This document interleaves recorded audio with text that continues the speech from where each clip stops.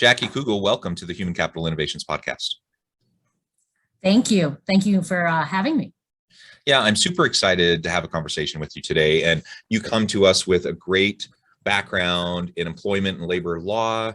And today we're going to be focusing on a variety of issues surrounding the pandemic and the new normal of COVID vaccines and reopening businesses, honing in and focusing in on a bit looking at FMLA and other leave laws affecting employers during this pandemic period. As we get started, I wanted to share Jackie's bio with everybody. Jaclyn Kugell is an established employment lawyer at Morgan, Brown & Joy who counsels business owners and management through virtually every scenario surrounding the employer-employee relationship. As chair of Morgan, Brown & Joy's management committee, she brings strong leadership skills to clients, helping them to make important business decisions and manage their operations efficiently while minimizing risks. Her practice encompasses daily employment counseling, training, employment litigation, collective bargaining, and labor arbitration. Kugell proactively works with clients to avoid allegations of wrongdoing, carefully advising on ways to run operations that meet business objectives and achieve compliance. Thank you so much again for joining me. It's a pleasure. Anything else you would like to share with listeners by way of your background or personal context before we dive on in? No, I will simply say that as an employment lawyer, I've been practicing, Jonathan, for almost 30 years. I have never seen anything like what we've experienced in the last year and a half to 2 years now. And well, I shouldn't reflect on 2 years, but I feel like it will be going on for 2 years soon enough. It's been a really dynamic and fascinating time to be guiding and assisting employers with respect to labor and employment law.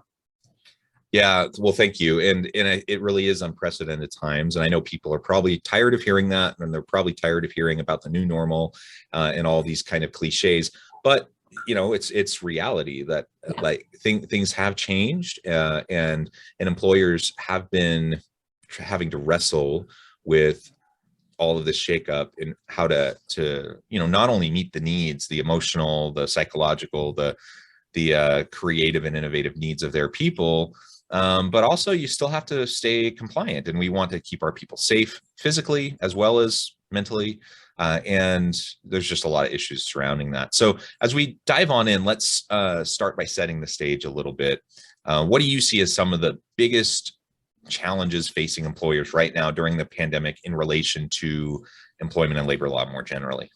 Sure. Well, one of the things I do think that's really fascinating and really unprecedented, just to continue to use it, but a big challenge is there's been a real big shift in bargaining power, right? I mean, we now have employees to some degree kind of dictating terms of employment in a way that we haven't seen before. I'm talking about things like hybrid work environments and remote work environments. You know, I spent a whole lot of my career talking to employers about, I don't want to say fighting the remote workplace, but sort of saying we really want our folks inside. We think that's important.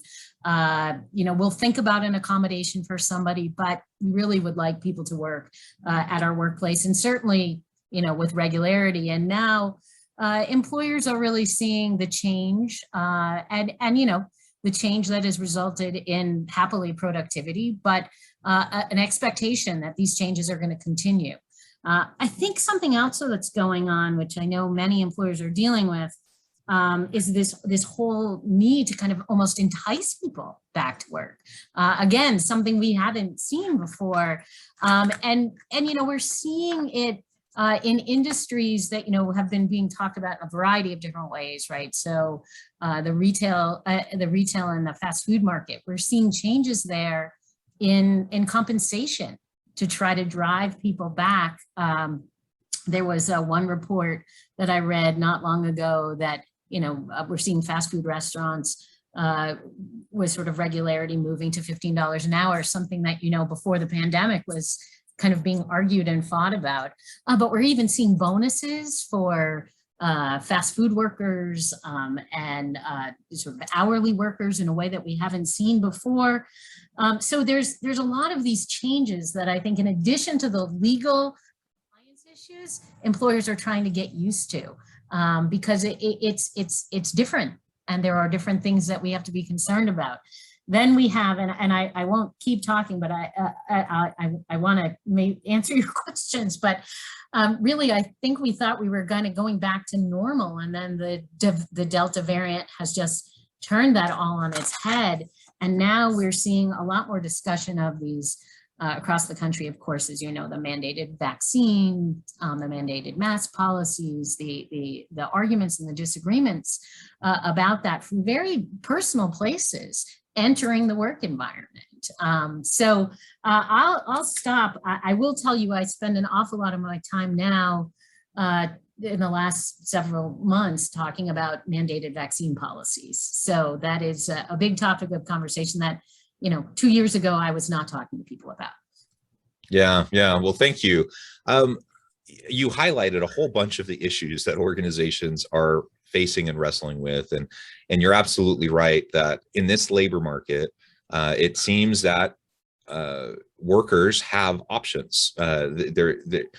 Companies are having a hard time finding people. And so, of course, that's driving up wages, that's driving up perks and benefits, things like continuing to work remotely. And just so many people are just saying, no, I'm not doing that crappy job and doing it on site when I can, for low pay. And then when I can actually just do something more flexible with better pay and keep myself physically safe. And so these are the types of arguments coming from the employee side, the worker side, of course. And so there's a bit of a tension there, and it'll be interesting to see how it plays out.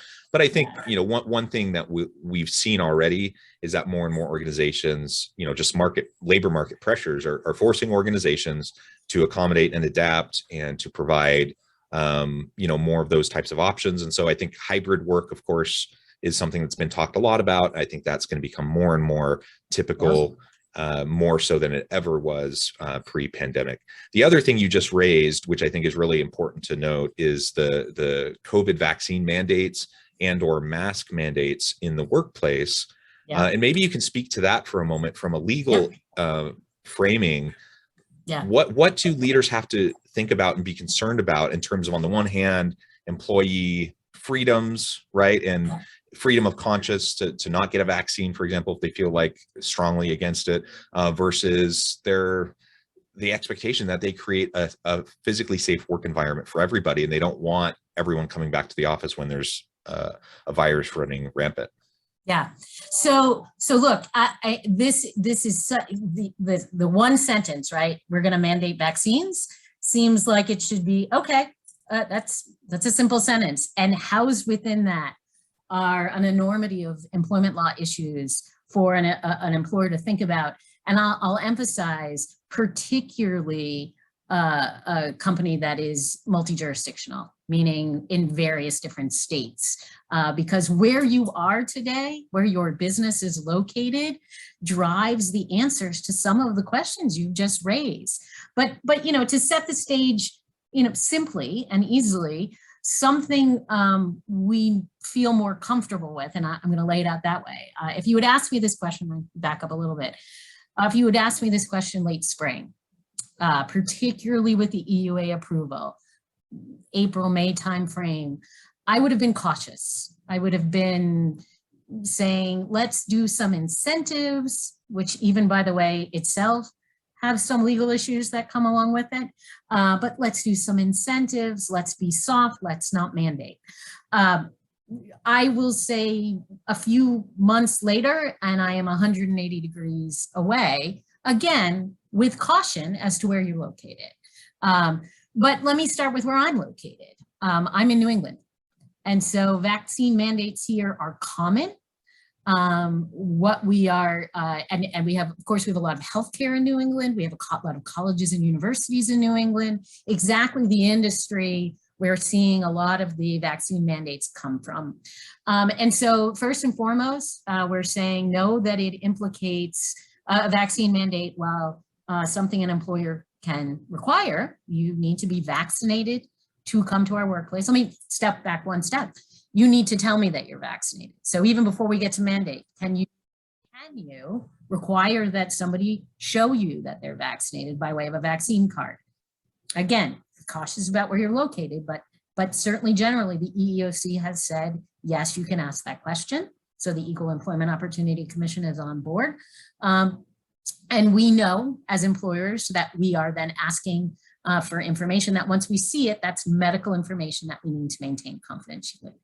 If we then move to the vaccine mandate, we also, and even with just even the showing and what is the result of that, we need to know that we're implicating issues of potential religious and disability accommodation, and potentially even pregnancy-related accommodations. So these are issues where we just need to know and have processes as employers to handle appropriately.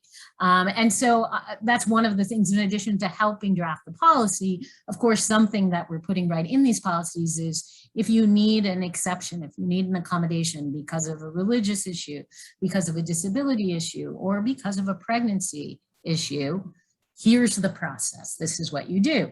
First and foremost, though, you lay it out there in a confidential way through this process as an employer that requires an interactive dialogue to assess whether or not this exception or accommodation can be provided.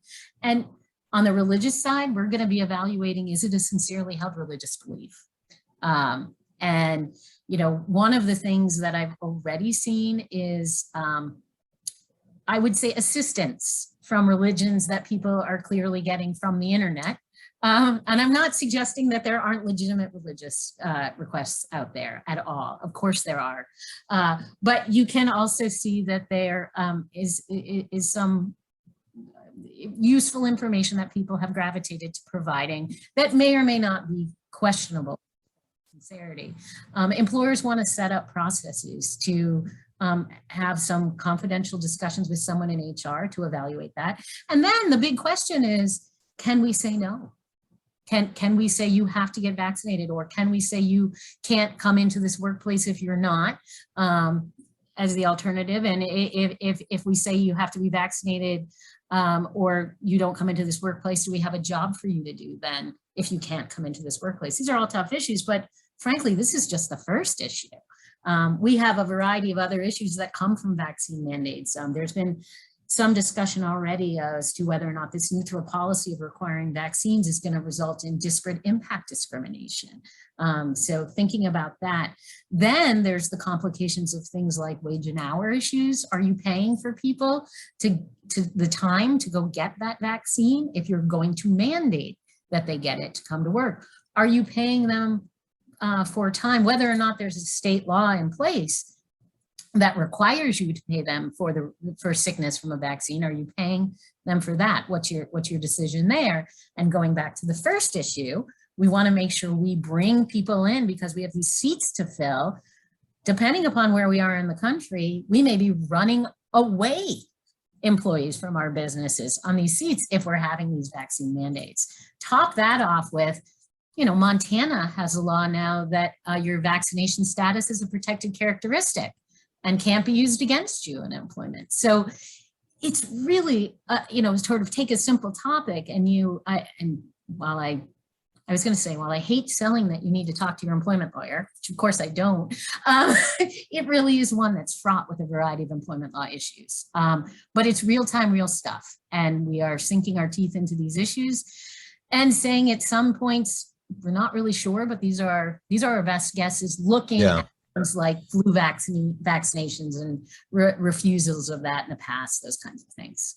Yeah, excellent, excellent. You laid out a bunch of really important issues.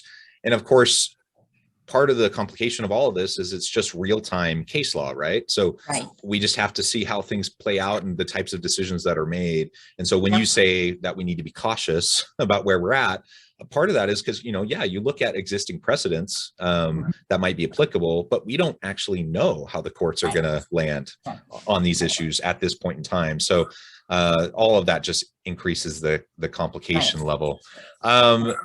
Excellent, excellent. So you laid out many important issues. The other thing I wanted to touch on then is all of the leave stuff associated with the pandemic. So we have FMLA, we have other types of leave policies and laws that are out there that affect employers and employees, of course.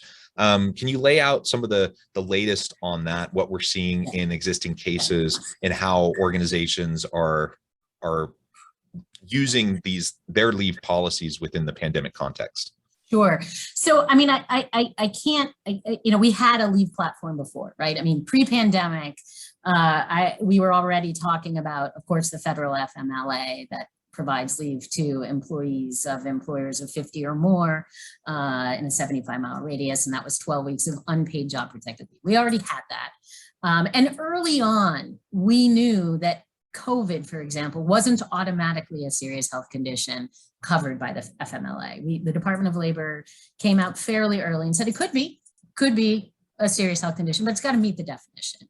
Meets the definition, somebody's going to have FMLA rights. If it doesn't hit the definition, you don't have leave rights under the FMLA. Then we, of course, also got the FFCRA, you know, the Federal Family Coronavirus Response Act, which provided this sort of new set of paid leaves for a variety of reasons related to being sick from COVID, from being quarantining from COVID, from having to stay home with your children as a result of COVID. But the requirement that law be in place, or that leave be in place, and that was for employees of employers with less than 500, it expired at the end of December of 2020 with the option to carry it forward into 2021. And I will tell you that most of the employers that I work with who were having to work under that law did not necessarily extend it. Part of the reason at the time, earlier this year, there was some questions about, can we pick and choose kind of what we like from that law and what we couldn't? And given sort of uncertainties around that, a lot of businesses sort of just focused on providing their own set of leave, even though it might not have any tax credit or reimbursement entitlement, which the FFCRA, of course, had. But then, again, talk about the difficulties of being multi-jurisdictional. Cities came up with their own COVID leave. States came up with their own leaves. Massachusetts, to give you this example, in the spring of this year, passed an emergency paid COVID sick leave law, which honestly at the time, you know, spring of 2021, when we are on the precipice of vaccines and everybody's feeling really confident that this thing is getting stamped out, going away, we were all kind of scratching our head like, geez, aren't you a little late to the game? Not at all. It's been a very useful tool for many that goes through the summer, which is truly a paid leave law that is provided to folks for a variety, again, of COVID-related issues, including time to get the vaccine, time to recover from illness for vaccine. So I would say from an employer's perspective, yet again, the difficulty has just been how dynamic the laws have been for compliance purposes, how this is so evolving at each moment. There's something more as an employer that I have to pay attention to on the employment law front, while at the same time I'm trying to struggle to run my business. Let me layer on top of all of that.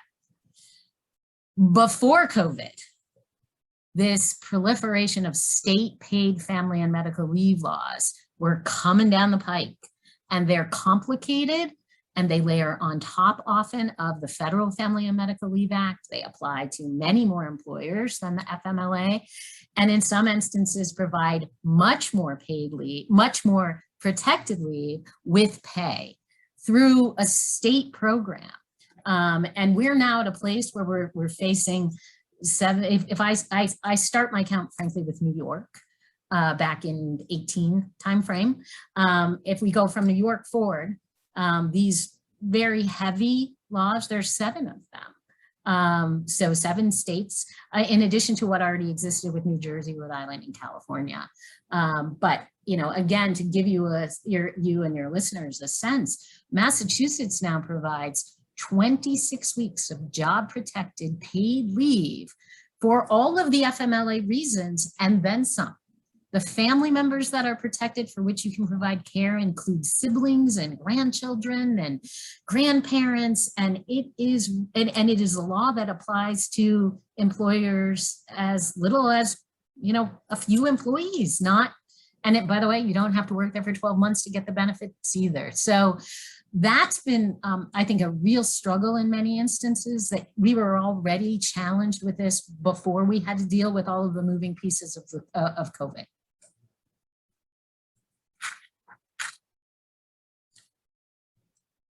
Yeah, thank you for all of that.